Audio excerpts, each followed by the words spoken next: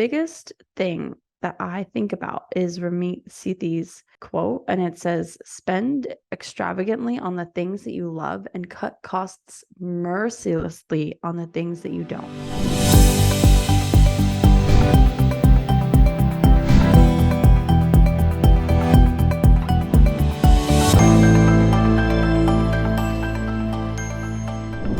Can we get a movie? My significant other said as we walked past the red box on the way out of the grocery store, but we just had to dip into savings for groceries again. How did I get here? I thought. I used to be the girl who saved half of her teacher paycheck every month. And now I'm having to tell somebody no that they can't get $1 movie because we couldn't even afford groceries. I wish I could tell you that this topic was going to be easy for me to talk about. I wish I could even tell you it was my idea. It was not. One of my team members brought it up and said that I could be of some inspiration for you. And I'm dreading this conversation. I don't feel like a money expert. I used to be a great saver, and then I got married, and then I had 2 kids in 19 months as a teacher, as a breadwinner. And now I'm a single mom with 2 kids. I don't feel like the person to give advice. And so I'm not going to give you advice. I'm going to share with you my struggles, and I am going to puke because this is going to be a huge vulnerability hangover. I'm also going to share with you what I've learned from my investment coach and maybe help you set yourself up for success, or maybe just help you not feel so alone. I've gone from being someone who bought a car in cash, bought a house, and took her little sister to Fiji in the same year, to being someone who put 2 kids under 2 in daycare as a breadwinner teacher, to now being a single mom in a high cost of living area who has a really good relationship with money. I've been through the ringer, and I know as teachers, money can be really hard for us to talk about. And I want to shed some light for you. But before we go any further, I want to warn you, I'm going to be very honest. I'm going to be very open in ways that you don't know me yet. And so if you stick around, know that you're coming into my inner world. This is really stuff that I don't post about on social. I really only talk about with my close friends. I'm not going to hold anything back on what I've learned about budgeting or how I've learned it, and the information might surprise you. But by the end of this podcast episode, my hope is that you walk away with a better understanding of money and how to expand it in your own life so you can be more powerful and in control. So let's go back to the days when I could eat all organic everything from Whole Foods, back to the days when I would talk to the butchers and they told me stories about the chickens and the farms that they were raised on that I was purchasing, and I just felt so alive and lovely. Yeah, I was that girl. And while I'm not that girl anymore, it's simply because my priorities have changed. Granted, I don't eat organic chicken from Whole Foods, but I have a really fun, exciting life. I don't make much more money than you do, and I can provide everything that I need for myself and my kiddos because I stay focused and because I've learned quite a few things. For many years after I got married, it felt like my income was choking me. But when I look back at it, it was really because we were spending money on things that I didn't value, things that didn't add back into my life, coupled with the plain fact that we just didn't make enough money to cover our bills. And we were 2 people with completely different spending habits. And let me tell you, it was a hot mess express in our bank account. So what changed? And what do I do now? Well, first, I'm not married, so I don't have to deal with anybody else. And I have zero expertise on how to handle money stuff from a married point of view, because I did not do it very well. But as a person on my own, I can tell you what I did do. And I was reminded of this recently by my financial coach, Elizabeth Ralph. Go follow her on Instagram. She is absolutely amazing. I was complaining that at the end of every month, I didn't have enough money to put into my investment accounts. And her answer was just very simple: make more money. Yeah. Okay. It's not so easy as a teacher, right? Your paycheck is your paycheck is your paycheck, and it's not going to go up until the day that you die. I remember looking at my pay scale when my little sister, who is 8 years younger than me, entered the workforce. Okay, as a first-year nurse, she was making more than I would make after 30 years. Yikes, right? The hard truth is, teaching is a female profession and was for the longest time the quote unquote extra income of the family. But that's not the case these days. You know how a lot of corporate people get into their jobs and say that they do it for the lifestyle?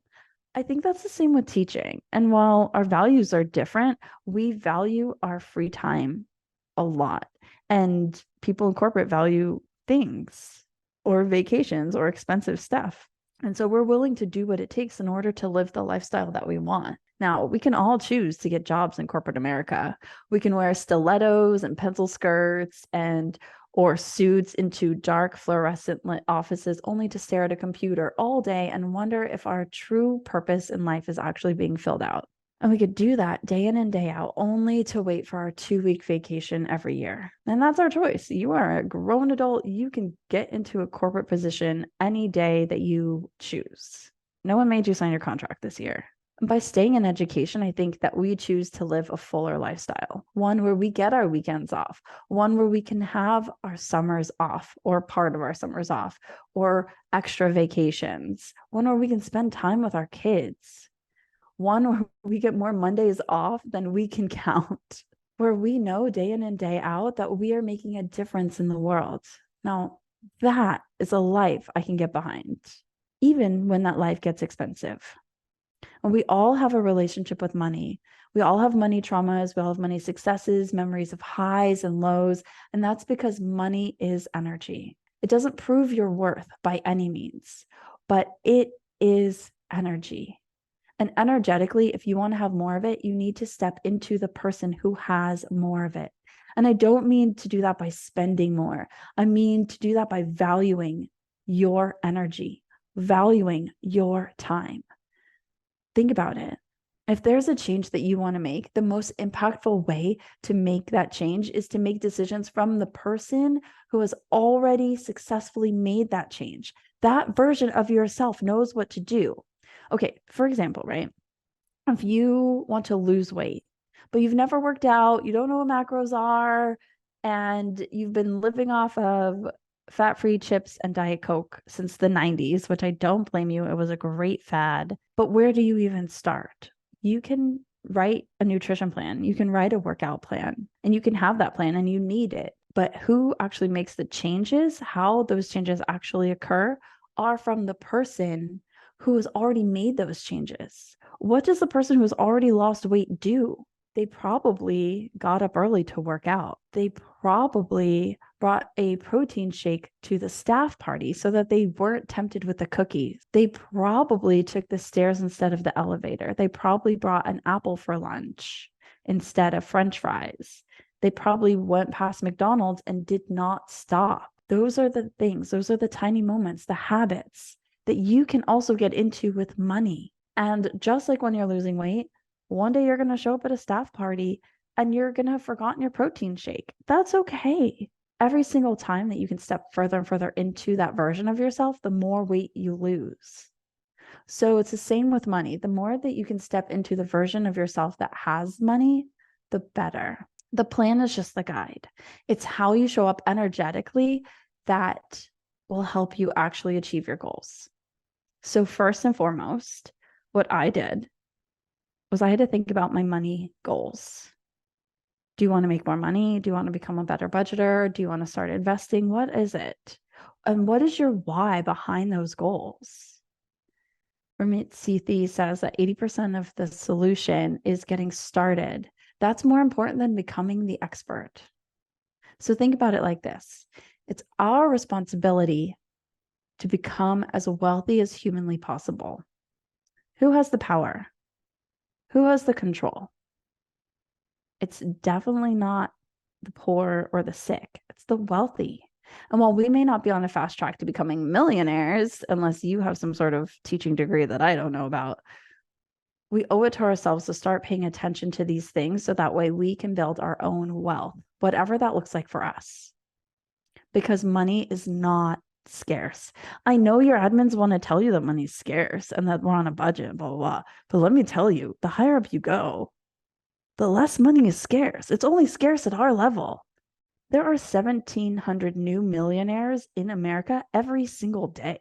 Don't tell me that money's scarce. Like, just think about the eyelash extension market. That's a $1.36 billion market. There are enough women in the world who have $100 to $200 to spend and 2 hours in a chair every 2 weeks. And from my understanding, you also can't shower for 24 hours after. I mean, that's a lot of extra time and money. It's out there. And that's just one example. There's no reason that you can't have that life too if you want it. Now, for those of you guys whose egos are grumbling and telling me that you can't for whatever reason, here's where I want you to keep listening. My financial coach calls it becoming a money conduit. You aren't just attracting money to you, you're attracting money to you and amplifying it by how you spend it and how you view your relationship with money. Yes, I am getting into manifestation. I'm getting into woo-woo. And no, we're not just going to sit on our pretty little selves and dream about the money that we want and it's going to come to us. That's not how it goes. But here is exactly step by step how it can go for you and how I've been able to amplify my money and create a sense of ease and power within my relationship with money. Here's Elizabeth Ralph on her Instagram, just so you can get a good view of how she talks. Okay, so step 1, you're going to write down your goals. You can use online calculators or join an investment program to figure out exactly what your numbers are and what they need to look like. I'm not that person to help you do that. I'll link to the investment program that I'm in at the bottom of the show notes. She's not telling me to do this. I just want to be 100% honest with you. I didn't know how to do this myself. I became my own financial planner. And with this investment program, it does combine 5D work. It combines spirituality. It combines Kundalini with money and real-time investing. It's really cool. Actually, it's really cool. So I'm not your investment expert or your financial expert, but I am your friend who's spilling her tea. First, get very clear on your numbers and have your goals. But here's the thing. I don't want you to get stuck right there. I got stuck there for 1.5 years. Don't get stuck right there, because for me, and if this happens to you, the amount of money that I need to be saving for retirement for me to be able to retire, I'm 1/6 of the way there. And that feels really daunting for me. And that's okay. Knowing your numbers makes you more powerful. Number 2, don't believe the lies. There's the word lie in the word believe. And I think that that's really powerful. There's a lot of rhetoric around money for teachers, and there's a lot of indoctrination. And we're supposed to say things like, we don't do it for the money. Most of us believe that people who make a lot of money are bad people. Or if you ask to be paid for extra job duties that you're asked to take on, that you're a bad person. We all have lies that we believe around money, things that are not true. This lie is so prevalent in our schools. Listen, I was once called into a staff meeting with our whole department for them to publicly tell everybody that we need to take on extra roles and responsibilities, and they weren't going to pay us. And that was just part of our job. It was not a fun time for me because I knew that I was getting called into that meeting because I had been asked to be paid for the work that I was doing, and they had refused. So everybody has their own beliefs, and they're all indoctrinated into us. They're not your fault. Here's what you can do. First, take out a sheet of paper. On the left side, you're going to write down your beliefs around money. 1 line per belief or thing that you hear people say, and be very, very honest with yourself. Then on the right side, look at how that belief has shaped your actions. Did you forget to ask for your stipend after hosting the goalball tournament? Did you agree to work the school play for free, even though they paid an outside consultant thousands of dollars? Did you happen to not check your bank account on a regular basis because you were ashamed that you would overspend? Here's one that I do all the time. And I have this thought that's killing my budget. It's that denying myself, especially in social situations, that and not giving myself what I want is proof that I'm broke and unworthy. So what do? I buy the thing. And then what? I'm broke and I feel unworthy. And I go over my budget. And that doesn't feel good. I just did this a few weeks ago with this dress at Goodwill. And at Goodwill, oh my God, I thought this dress was so pretty. I was like, oh my gosh, I have to have this. I knew I was going over budget. It was like $6, right? So I said, okay, it's $6 over budget. That's fine. I had the kids with me, so I didn't even try it on because they were getting ornery. I get home and I hate this dress. You guys, it is metallic. It is purple. It has a 90s style halter. Like, have you ever seen me wear metallic or purple? No. So now that you're being honest with yourself, the work here is to start clearing the shame. Take a screenshot of this episode and come back to it when you're ready. I want you to actually do this work and come back refreshed with a good mindset. Okay. For those of you guys who've left and have come back, or maybe you are just rolling on through and you're going to come back to this later, we're going to keep rolling. It's time to dig up our sleeves and actually get to work. Number 3 is to be honest. Do you actually need to make more money? If you are not making enough money to meet your needs, it is your responsibility to make more money. Nobody's going to do it for you. And luckily, your day probably ends around 4 and you probably can make time. Look, and I don't mean to be like rude about this, but if I can write a book, run an online yoga business with a toddler and be pregnant with my second kid and do all of that while being the primary parent, you can too. Now, I'm not saying I was bringing in big bucks by any means, but you can Uber, you can deliver pizza, you can do gig work, you can rover, you can sell shirts on Etsy. There are so many other ways to make money. Money is out there, but we have to be open to the possibility. And sometimes that means being open to doing more work. The thing here is that we get so stuck on, I don't have enough money to do this. I don't have enough money to do that, that we cut ourselves off from being the best person that we possibly can be, when the things that we cut ourselves off from are in our better good. I'm not saying to go to McDonald's and buy a bunch of cheeseburgers, but I am saying that if you don't have enough money to invest in yourself, invest in healthy foods, professional development, new books, things that actually move you forward, then maybe it's a time to actually look at how you're spending your money. And if you can make a plan to build more wealth, whether that's making more money or spending it in a better way. So tangible step number 4, we've already figured out our goals, we've figured out our why, and we've figured out the lies that we've been telling ourselves. So we can start with the mental aspect of it. Now, we really want to create a wealth building plan. Some people call this budgeting. Some people think the word budgeting is like another 4-letter word or a bad word, or they get really scared with the word budgeting. I don't really care what words you use. The thing here is that in order for us to know where our money is going, we have to build a plan. We have to know, we have to decide ahead of time where we're going to spend that money. One thing that tripped me up in the beginning was thinking that I was going to know exactly where I was going to spend all my money at the beginning of the month when my check dropped, and then not reconciling it. So this is really, really, really where things changed for me. When I invested in myself and really learning how to manage my wealth, that's when I started to take the first step towards becoming a money conduit. I personally invested in Elizabeth's investing program, but you don't need to do that. You can figure out a budget that works for you. You can read books or go online or figure out where your money should go. I can't tell you how to structure your budget, but what I can tell you is how I structure my budget and what has really worked for me, given the fact that I'm not a millionaire. I'm just a single mom teaching and running this organization. Here's how I do it. The biggest thing that I think about is Ramit Sethi's quote, and it says, spend extravagantly on the things that you love and cut costs mercilessly on the things that you don't. Again, let me say that one more time. Spend extravagantly on the things that you love and cut costs mercilessly on the things that you don't. That's from his book, I Will Teach You to Be Rich, which I have not read. I also haven't watched the Netflix show, even though my ex-husband keeps telling me that I would love it.